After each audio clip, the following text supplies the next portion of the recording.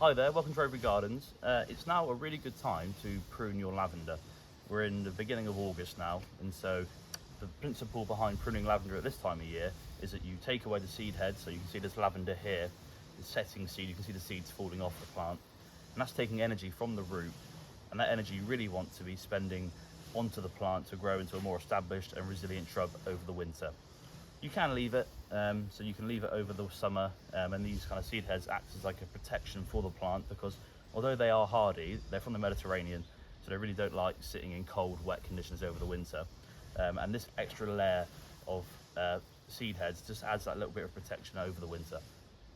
So I'm going to prune this lavender now. This is growing against a south facing wall, so this gets loads of sun. It's in really nice sandy soil, so this is a perfect condition for lavenders. They like full sun, dry, sandy, well-drained soil.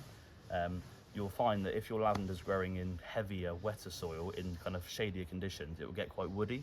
And they last about 10 years or so if it's growing in more tough conditions. Because this lavender is growing in lovely, sunny, open conditions, this lavender should last 15 to 20 years as long as you prune it correctly. So as I said, I'm going to prune it now. But I could leave this for the spring, kind of May time, April, May time, you can prune it. But I like to do it now. It just ties the shrub up now. Over the winter, it's a nice compact shrub. And because it's, like I said, because it's in such open conditions, there's no risk of frost damage. It's a very simple job. You want to be pruning back into the plant. They don't like to rejuvenate from old wood.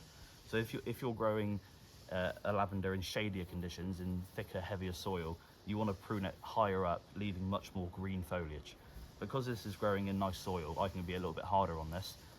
So I can follow the flower heads back, find where the woodier growth is meeting the newer growth, and just prune slightly above it.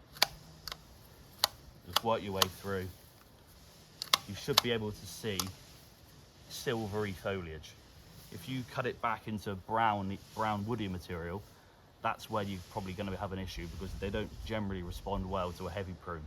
So try and keep as much of this silver greyish foliage as you can.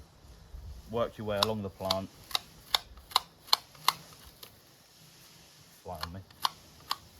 And obviously try and keep the shape of the shrub. They like to be nice and compact and like a nice dome. If you grow them in a hedge, you can have a lovely kind of row of lavender, and they cut into a really nice shape. So I've got my secateurs.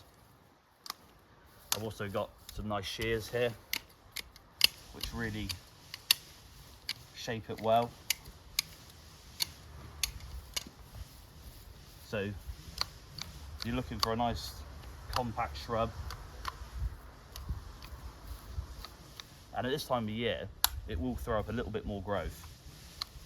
So kind of by the end of August, you'll notice a little bit of more kind of fresh growth, and that will actually add a level of protection for the base of the plant as well from frost. So it's a really good time of year to do it. So if you've got lavender, get your secateurs and get out and give it a nice prune. If you want a nice tidy shrub over the winter months, like I said, you can leave it for the spring, but I like to do it now because it just tidies up the shrub and tidies up your borders.